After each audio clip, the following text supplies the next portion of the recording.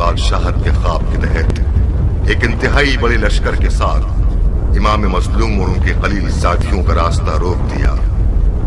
تاریخ کی گواہی کے مطابق سن 61 ہجری کی 10 محرم الحرام کو واقعہ عاشورہ وقوع پذیر ہوا اور ایک غیر برابر جنگ میں امام مظلوم اور ان کے ساتھی شہید کر دیے گئے۔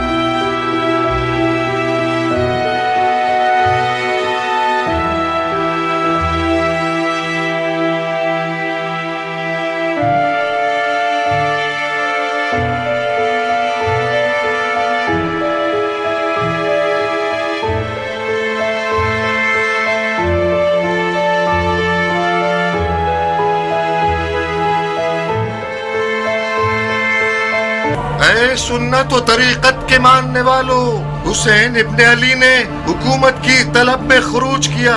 خلیفہ کے دشمن اور قدرت کے پیاسے تھے، عدل و انصاف سے مارے گئے، ان کا مال لوٹ لیا گیا، ان کے اہل بیت کو اسیر کر لیا گیا تاکہ ان لوگوں کے لیے عبرت ہو جائے جو بیت توڑ کر خلیفہ کے خلاف جسارت کریں۔ خدا امیر المومنین یزید کا حافظ ہے۔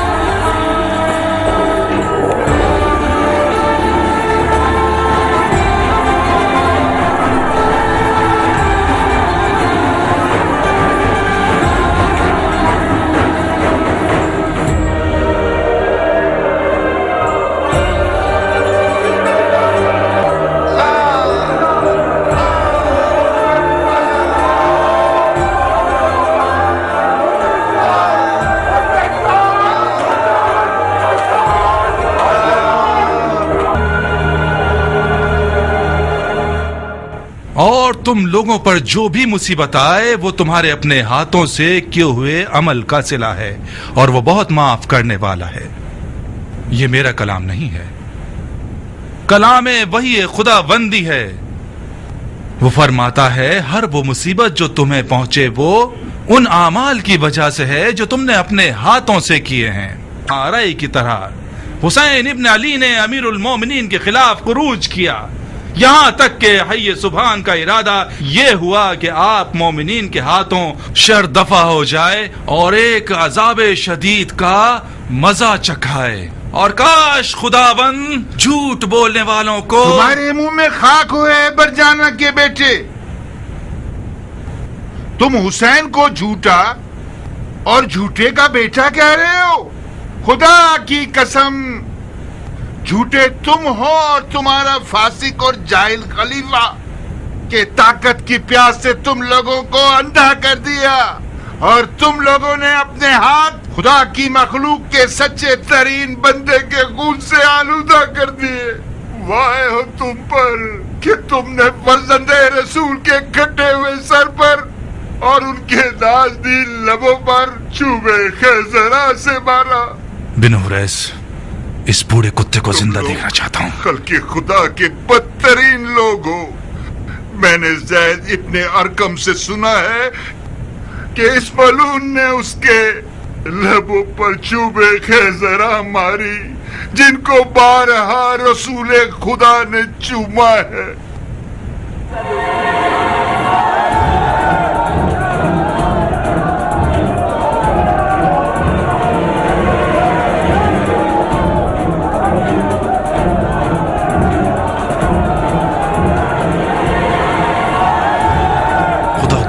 وہ کام کروں گا کہ رہتی دنیا تک لوگ ان کا حشر یاد رکھیں گے. اسما، اسما. گھر کا دروازہ ٹوٹ گیا؟ کیا بات ہے؟ کس بات سے ڈرے ہوئے بابا؟ اسما میری بیٹی، کیا لکڑیاں جل رہی ہیں؟ جی بابا، میں نے پانی گرم کیا ہے آنکھ کا زخم دھونے کے لیے. اب ہمیں اپنی جان کا زخم دھونا ہے بابا کی جان. ان زخموں کو بھول جاؤ. میرا کفن لے آؤ، مجھے موت کا غسل کرنا ہے. میرا دل منہ کو آ رہا ہے بابا، کیا ہوا ہے؟ عبد الرحمن، تم ہی سے کچھ بتاؤ. وقت کم ہے، کچھ ضروری سامان اٹھا لو اسما. ہمیں دیر کیے بغیر کوفے سے جانا ہوگا. کوفے سے چلے جائیں؟ مگر کہاں؟ مکے. ہمیں کعبے کی پناہ میں جانا ہوگا. کیوں؟ انہوں نے ابن مرجانہ کو منبر پہ رسوا کر دیا. اس کے کتے ہمارا پیچھا کر رہے ہیں. جلدی کریں، کہیں دیر نہ ہو جائے. خدا کی قسم مجھے پتا تھا کہ یہ مسجد جائیں گے تو خاموش نہیں بیٹھیں گے. ان چند دنوں میں اتنا حسین کے لیے روئے ہیں کہ ان کی آنکھوں کے آنسو خشک ہو گئے ہیں. خدایا تو ہی ہماری فریاد سن لے. عبد الرحمن، تم دونوں یہاں سے جاؤ، میں یہیں رہوں گا. یہیں رہیں گے؟ فوجی آپ کے ٹکڑے ٹکڑے کر دیں گے. آپ چاہتے ہیں آپ کے ٹکڑے ایک ایک کتے کے منہ میں ہوں؟ میں نہ دیکھنے والی آنکھیں رکھتا ہوں، نہ بھاگنے والے پاؤں.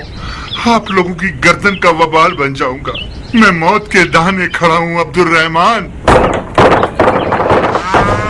اس سے پہلے کہ ہم گھر کا دروازہ توڑ دیں، اسے کھول دو. بھاگ جاؤ عبد الرحمن، بھاگ جاؤ. تمہیں میری بیٹی اسما کی قسم ہے، اس قوم کے دل میں رحم نہیں ہے. فرزند رسول کے گھرانے کی عورتوں کے ساتھ کیا کیا ان لوگوں نے. صرف میری تلوار مجھے دے دو، میری تلوار دے دو.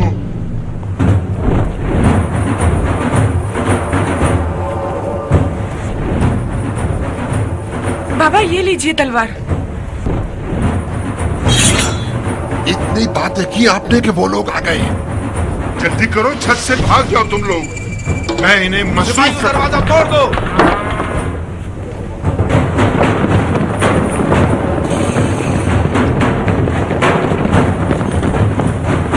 بھاگ جاؤ عبد الرحمن. اپنی دیانت کا کیا کروں؟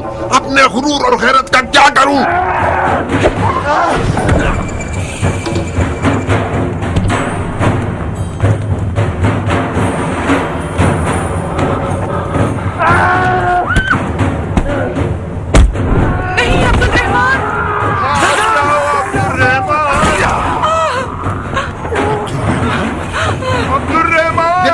زندہ چاہتا ہوں. سامنے دیکھو بابا.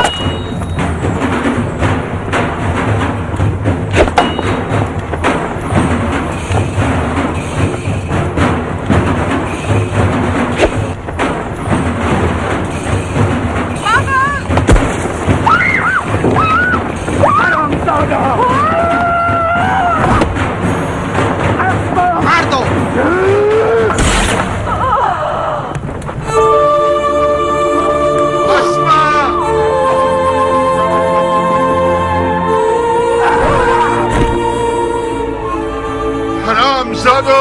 خدا کی قسم میں اندھا نہ ہوتا تو تمہاری ماں کو تمہارے غم میں رلا دیتا. اسما، عبد الرحمن. اسما، بابا کی جان، اگر قید ہو گئی تو بے قرار مت ہونا. رسول خدا کی نواسی زینب کبریٰ کو یاد کرو تاکہ سکون ملے. تمہارا داغ زینب کے داغ کے مقابلے میں بہت حقیر ہے بابا کی جان.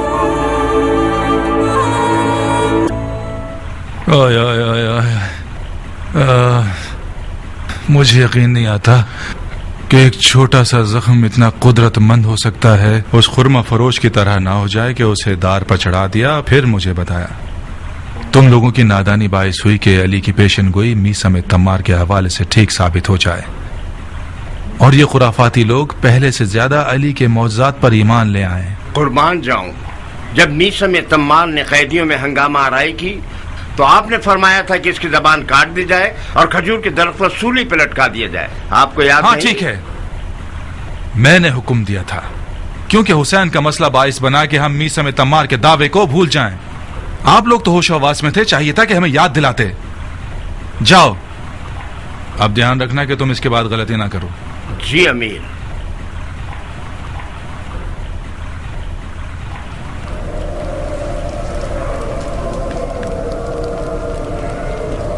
چلاؤ چلاؤ،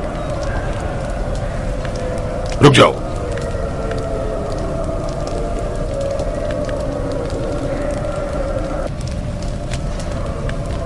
تمہارا مہمان ہے یہ مختار؟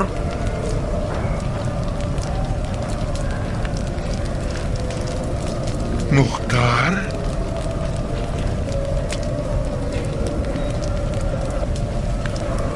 اچھا ہم نشین ہے، تنہائی محسوس نہیں ہوگی. اب صبح تک بیٹھو اور لمبے چوڑے قصے کہانیاں سناؤ اور سناتے رہو. میں تو چلا. یعنی بن حفیظ اتنا خوش نصیب ہے کہ ایک شعر دلاور کا ہم نشیں ہو سکے.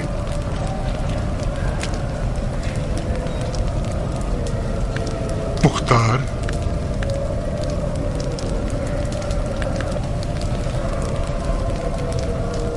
مختار،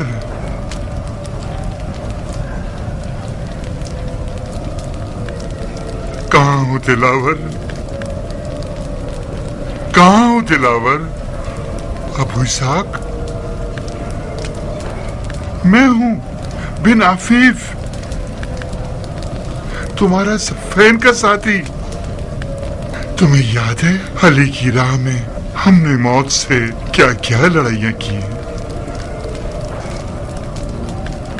میں نے تمہاری آنکھ کے زخم کے بارے میں سنا ہے.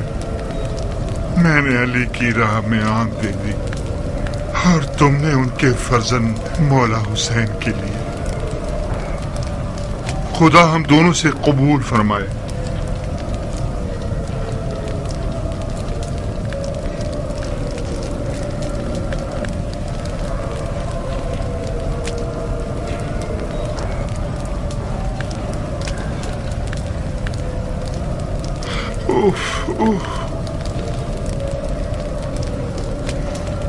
تمہاری آنکھ کے زخم سے تو پس نکل رہا ہے دلاور.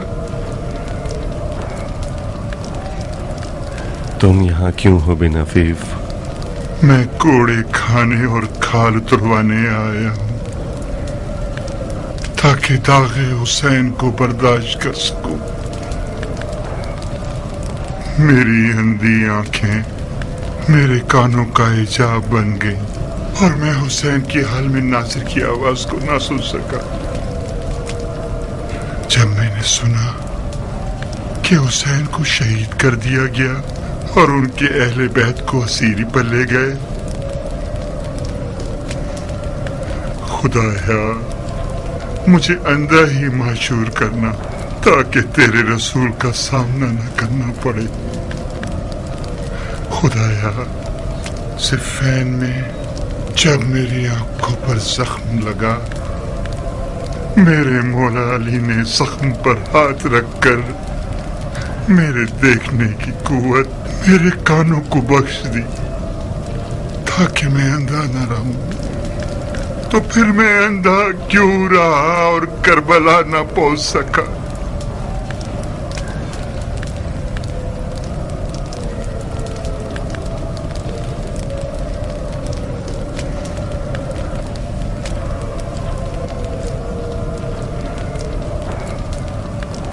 خدایا تیری بہشت نہیں چاہیے، مجھے صرف اتنی مہلت دے دے کہ میرا ہاتھ دوبارہ تلوار کے قبضے پر پہنچ جائے. اس کے بعد اگر تو نے چاہ کہ مجھے دوزخ میں بھیج دے تو بھیج دینا. میں نے تمہیں پہچانا نہیں لڑکی، کتنی دکھی اور ٹوٹی ہوئی نظر آ رہی ہو. نہ جانے میں کیوں اب تک مری نہیں. اللہ نہ کرے. یہاں کیوں کھڑی ہو؟ اندر آؤ.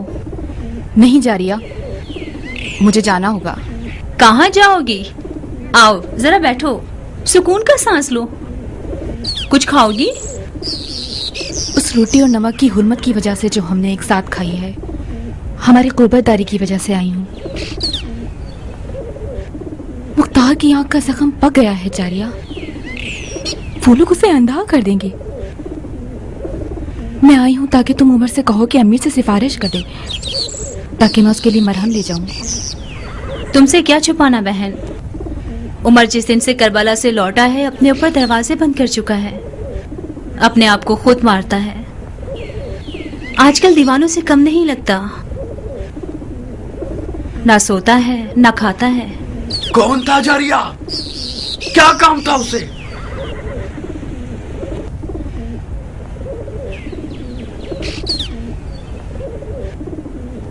मैंने हुसैन को नहीं मारा, मैं करबला में कुछ नहीं कर सकता था। जो भी किया दिल जोशन के बेटे ने किया, मेरा कोई इख्तियार नहीं था, कोई इख्तियार नहीं।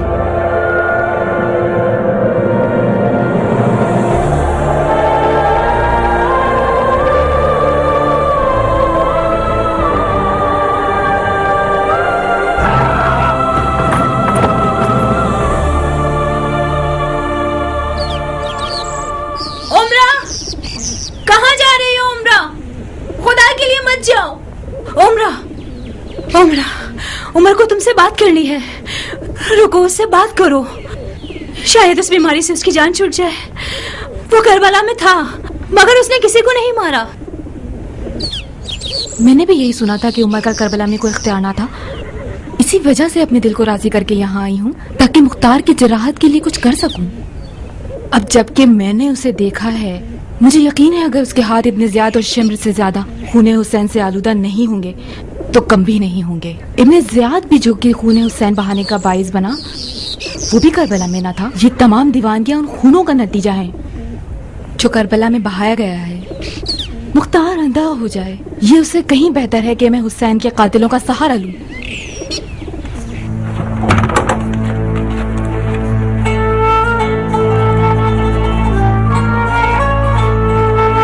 चली जाओ, मर जाओ। मौला के बारे में मैंने सुना है कि आशूर के दिन कूफियों पर तमाम हुज्जत के लिए सामने जाकर कहा, अगर तुम लोगों का कोई दीन नहीं है तो कम से कम आजाद रहिए।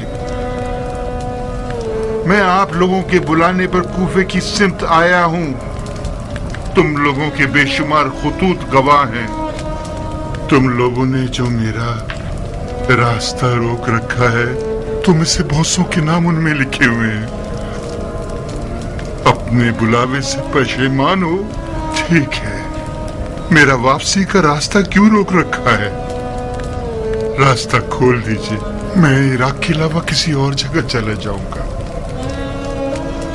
कूफियों ने इससे ज्यादा बात करने की मोहलत न दी, उनकी तरफ तीर चला दिया,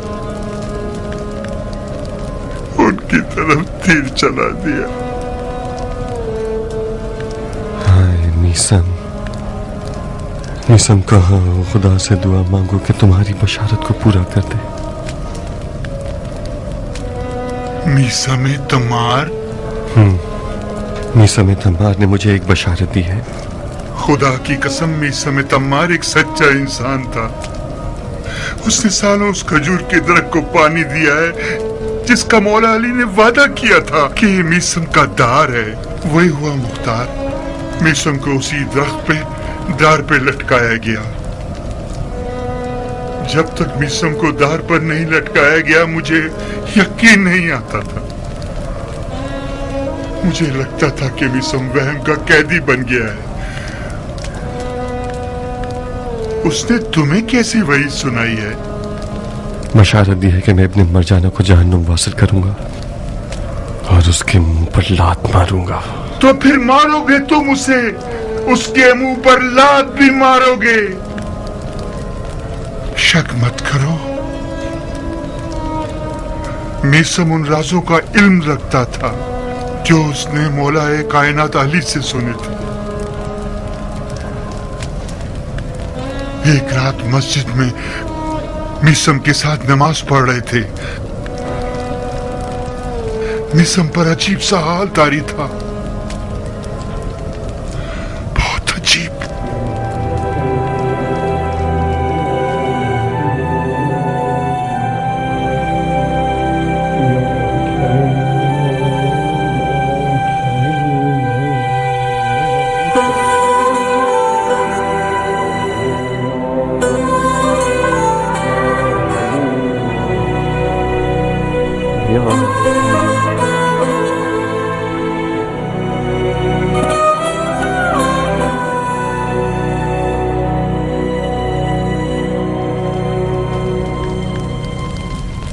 کیسے ہو شفیق دوست؟ سنا ہے کہ جب سے مولا علی نے تمہاری آنکھوں کے زخموں پر ہاتھ رکھا ہے تمہارے کانوں کی بصیرت کو بڑھا دیا ہے۔ میں نے سالوں سے تمہیں نہیں دیکھا، مجھے پہچانا تم نے بھائی؟ تم میسم ہو؟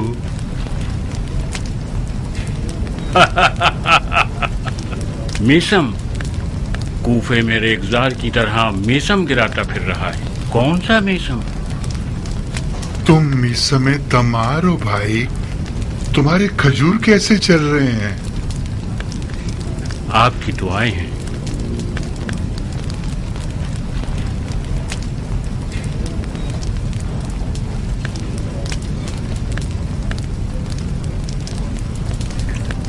کیا کر رہے ہو میسم؟ مولا علی کے ہاتھوں کی جگہ ہے، میں نے لب یار کو چوما ہے۔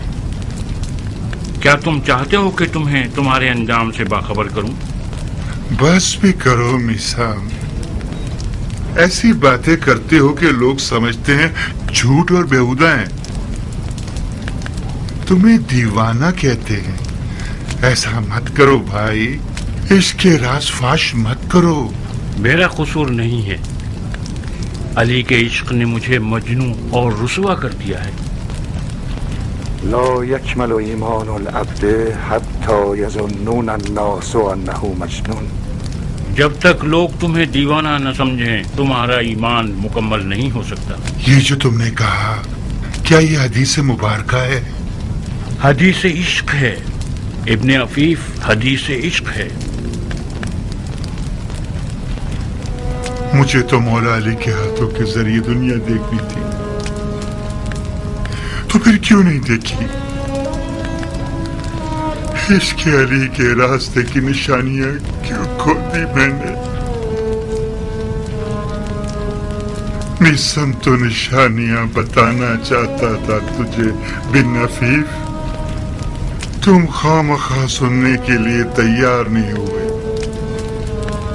وائے ہو تجھ پر بن عفیف، وائے ہو تجھ پر بن عفیف، وائے ہو خود کو سنبھالو بن عفیف، خود کو سنبھالو۔ تم اکیلے ہی عالم عشق کے راہ بھولے ہوئے نہیں ہو، میں تو آنکھیں رکھتے ہوئے گم ہو گیا۔ مجھے بھی میسم کے کھجور کے پیڑ پر لٹکائے جانے تک اس پر اور اس کی باتوں پر یقین نہ تھا۔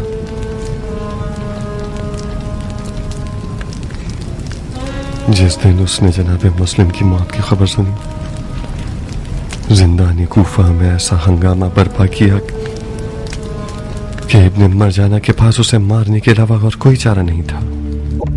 کس چیز سے ڈرتے ہو اے دوزخ میں رہنے والوں؟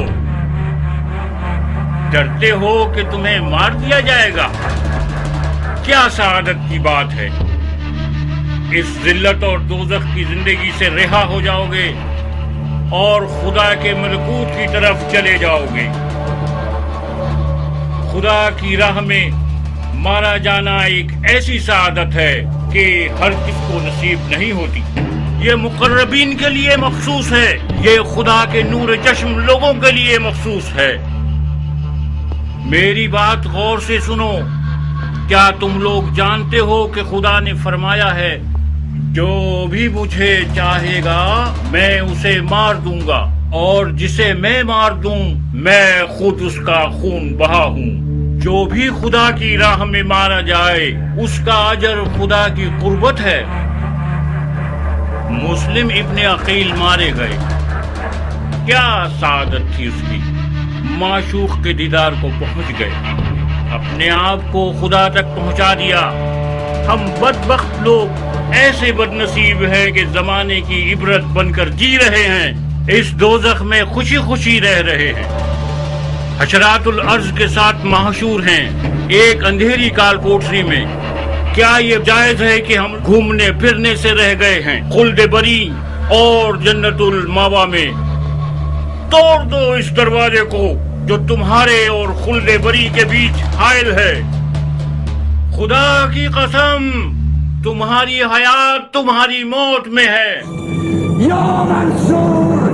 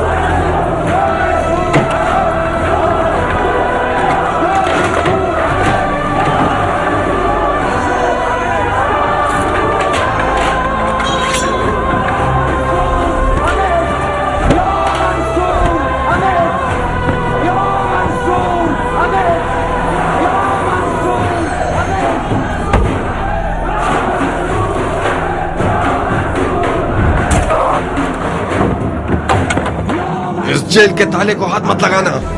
कैदियों ने मीसम की सरबराही में हंगामा राही शुरू कर दी है।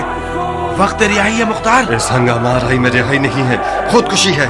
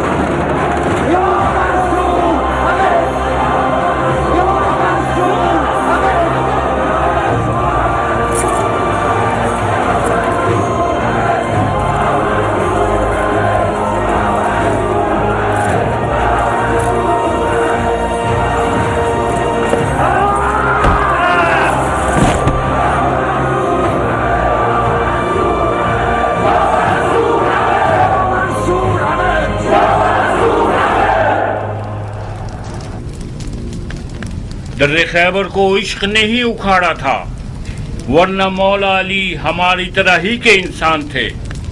ये खुदा का इश्क था कि जिसने मौला के बाजुओं को खुदा की बेइंतहा ताकत से भर दिया कि एक ही झटके में दर्रे खैबर को उखाड़ दिया। अपने बाजुओं को इश्क व ईमान से भर दो, फिर देखो क्या क्या मोज़े दिखाते हैं ये। या मंसूर, या मंसूर, या मंसूर, या मंसूर,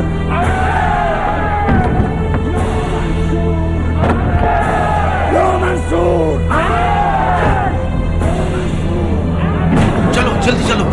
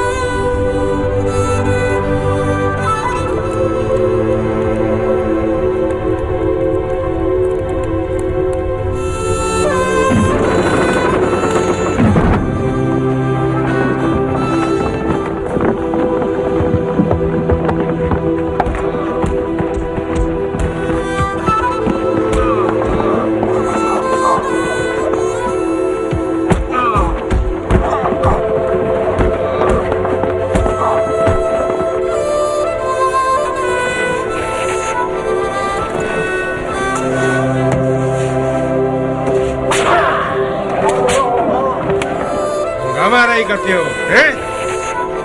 खींचो इसे, जोर से खींचो। हटो सामने से, हटो, ले जाओ इसे।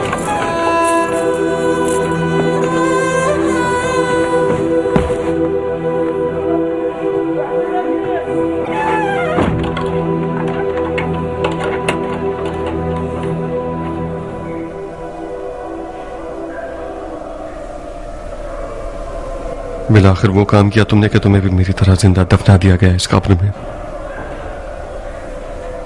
कब्र कहाँ और ये जहन्नुम कहाँ अबू इसहाक?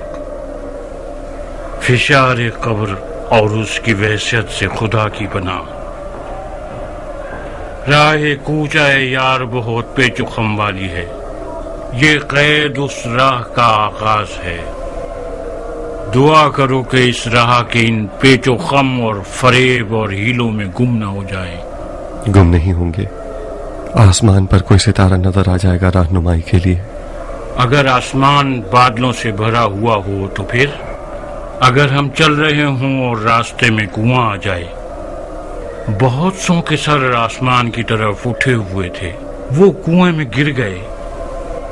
ऐसे में कैसी खाक अपने सर पर उड़ाएं? घबराओ मत मीसम, रास्ता दुश्वार भी है और पेचो खम वाली भी, मगर हम भी रास्ता न जानने वाले नहीं हैं। हुब्बे अली हमारी राह का निशान है।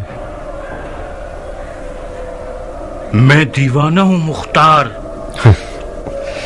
बेकार बातें मत करो, तुम दीवाने ठहरे तो फिर अक्लमंद कौन होगा? क्या तुम आशिक हो मुख्तार? मेरा जाहिर क्या बताता है? तुम्हारा जाहिर कुछ गलत बयानी कर रहा है, खुसूसन तुम्हारी आंख का जख्म। शैतान से मुहतात रहना मुख्तार। तुम एक बड़े काम के लिए मबूस किए जाओगे। तुम मरजाना के बेटे को मारोगे और उसके मुंह पर जूता मारोगे। उस वक्त अपने पांव के नीचे के कुएं से गाफिल मत होना। मुमकिन है वो तुम्हें दोज़ख की कब्र तक पहुंचा दे।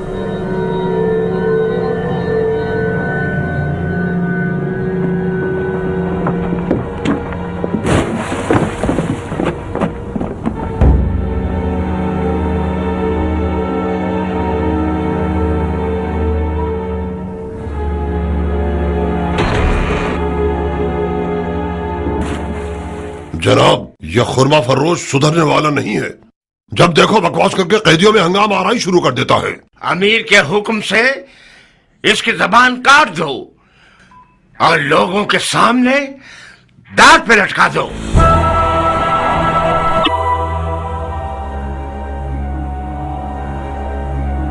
मैं एक बड़े काम पर मबूस किया जाऊंगा।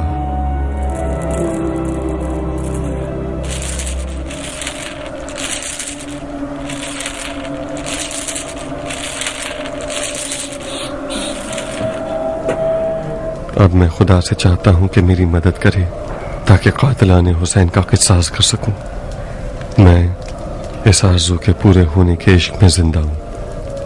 खुदा की कसम, मैं कातिलाने हुसैन को अमान नहीं दूंगा, चाहे वो एक दिन में 1000 बार तौबा कर लें। अगर मेरा उन हरामजादों को अमान न देना मुझे दोज़ख के कुएं तक ले जाए तो मैं उस कुएं और दोज़ख पर भी राजी हूं। मुख्तार,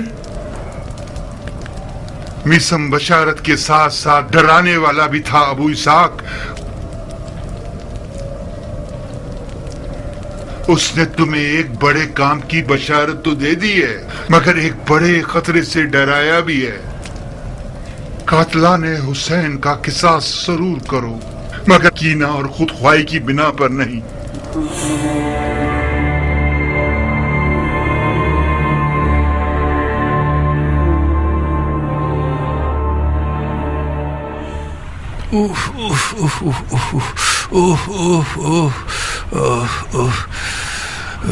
इसकी बदबू फैल रही है। ज़ाहिरन तुम्हारे ईरानी मरहम ने भी कुछ नहीं किया, तभी ये तो बदतर हो गया। बेहतर नहीं। मैं खुद इस जख्म के मामले में हैरान हूँ अमीर। اگر ان 3 جڑی بوٹیوں کو موم اور شہد میں ملا کر لگایا جائے تو ہر قسم کی بدبو ختم ہو جاتی ہے۔ میں نے اس مرہم سے بڑے بڑے معجزے دیکھے ہیں، تعجبے کے زخم پر کوئی اثر نہیں کیا۔ اس زخم کا پیپ تو رکنے کا نام ہی نہیں لے رہا، ایسا لگتا ہے کہ بدبو کی جڑیں دریا میں ہیں۔ یوں کہو کہ اس کی جڑیں خلا میں ہیں، شرماؤ نہیں، بلکہ خلا میں بھی ایسی بدبو نہیں ہوتی۔ اس کے درد کو دفع کرو، اس کی بدبو کا کچھ کرو۔ اس کی عفونت زدہ بدبو ہماری حالت خراب کر رہی ہے، آس پاس والے ہم سے بیزار ہیں۔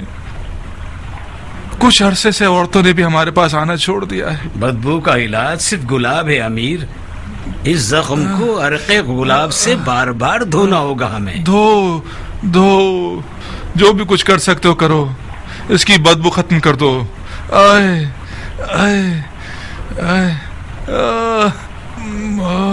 موت کتنی بڑی نعمت ہے، درد بری طرح میری رگ رگ میں گھوم رہا ہے، لگتا ہے آنکھوں میں سوئیاں چبھ ہوئی جا رہی ہوں۔ ہائے ہائے میرا سر درد سے پھٹ رہا ہے، یوں لگتا ہے میری جان نکل جائے گی۔ یہ زخم کوئی عام زخم نہیں ہے، یہ غیب کا تیر ہے، غیب کا تیر۔ حاجیان کیوں بول رہے ہیں؟ آپ تو ان فضولیات کو نہیں مانتے تھے۔ اب ماننے لگا ہوں، میں فضولیات کو ماننے لگا ہوں، میں تمہاری طرح کا ہو گیا ہوں۔ یہ زخم اسی خون کے قطرے کا نتیجہ ہے۔ کون سے خون کا قطرہ؟ آپ فضولیات پر دھیان مت دیجیے،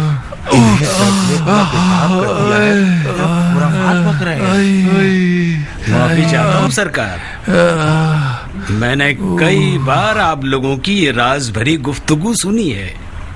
آپ لوگ جو بھی جانتے ہیں طبیب سے مت چھپائیے، بعض اوقات علاج کی کنجی ان باتوں میں ہوتی ہے جو ظاہراً لا تعلق نظر آ رہی ہوتی ہیں۔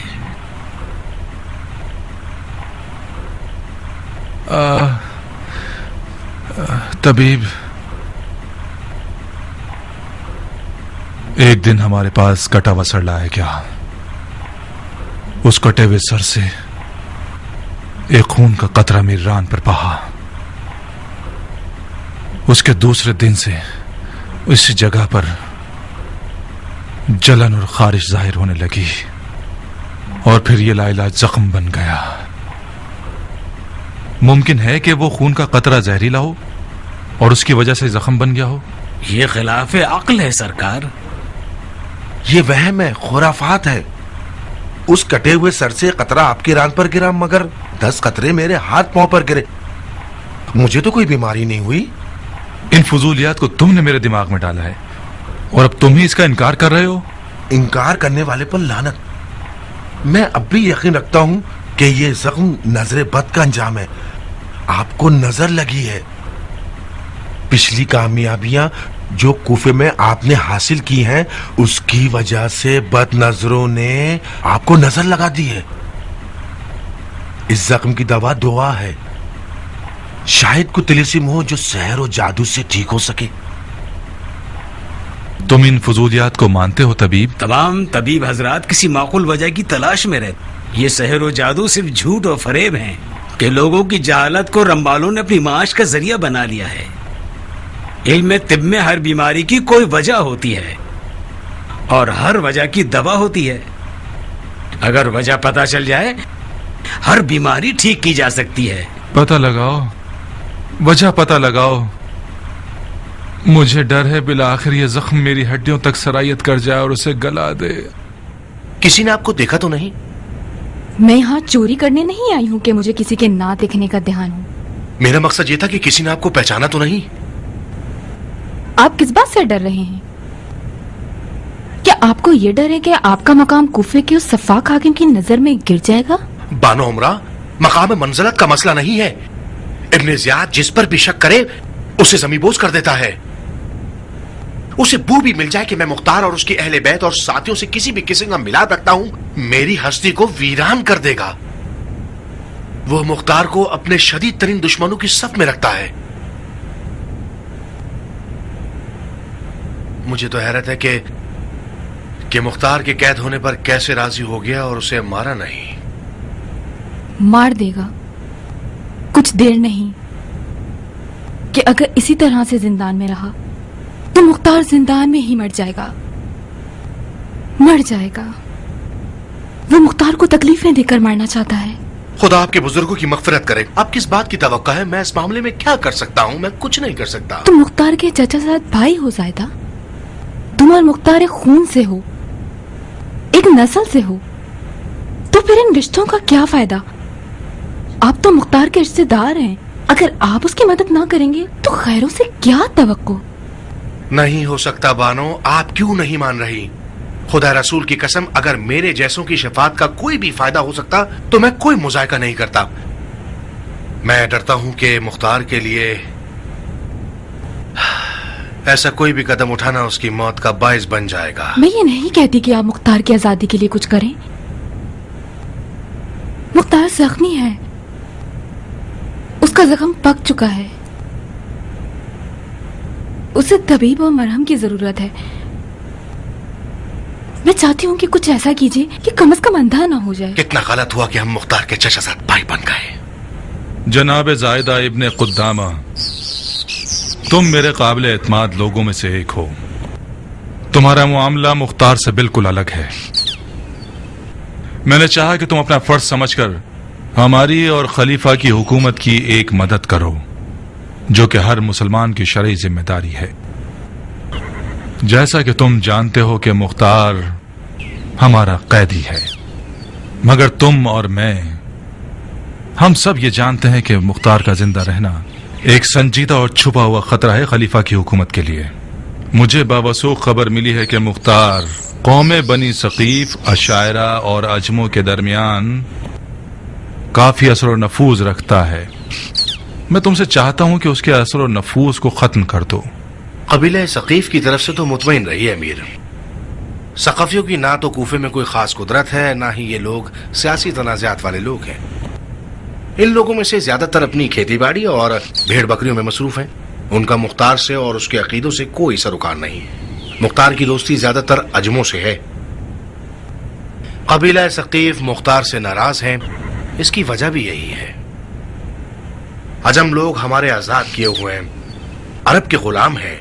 ہمارے لیے بہت شرمناک بات ہے کہ مختار کی ان لوگوں سے دوستی ہے اور وہ عرب اور عجم کو ایک برابر سمجھتا ہے۔ مختار کا ساتھ دینے والے اشاعر کی کیا خبر ہے؟ اشاعر بھی خطرے سے باہر ہیں۔ ان میں سے زیادہ تر لوگ سیرا نشین اور خانہ بدوش ہیں۔ کوفے میں تو رہتے نہیں ہیں، سوائے سال میں 1-2 مہینے کے۔ ٹھیک ہے، مگر ان سب کے باوجود ہمیں مختار کے نفوذ اور اس کے نہ دکھنے والے لشکر سے غافل نہیں رہنا چاہیے۔ جب تک مختار زندہ ہے یہ گروہ سر پر منڈلاتے ہوئے خطرے کی طرح ہیں۔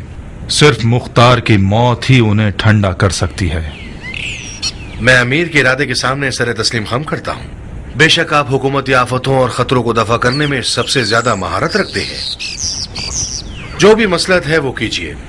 مختار آپ کے پنجے کی گرفت میں ہے، آپ اس کے وجود کو مٹا سکتے ہیں۔ تم یہ زحمت اٹھاؤ، یہ میری خواہش ہے۔ مطلب کیا کروں امیر؟ مختار کو مار دو۔ جی میں اسے مار دوں؟ اپنے چچا زاد بھائی کو؟ خلیفہ کی بقا اور دوام کے لیے کر رہے ہو بندے خدا، تمہارا اجر و ثواب اپنی جگہ، ہمارے رحم و کرم سے بھی خالی ہاتھ نہیں رہو گے، عمارت سے لے کر سونے تک جو بھی چاہو۔ میں ہی کیوں امیر؟ یہی کافی ہوگا کہ ایک سپاہی کو چند دینار کی لالچ میں خرید لیجئے کہ وہ مختار کو مار دے۔ مختار کا میرے ہاتھوں مارا جانا وہ شرمندگی ہے کہ جب تک میں زندہ ہوں مجھے ڈستی رہے گی۔ کوئی بھی نہیں سمجھے گا کہ مختار کو تم نے مارا ہے۔ یہ ایک راز ہے میرے اور تمہارے درمیان۔ اپنے چچا زاد بھائی مختار کو دیکھنے کے بہانے زندان میں جاؤ گے، قیدیوں کی آنکھوں سے بچتے ہوئے ایک مرہم اپنے ساتھ لے جاؤ گے۔ جیسے ہی مرہم کو مختار کی آنکھ کے زخم پر لگاؤ گے تمام قصہ ختم ہو جائے گا۔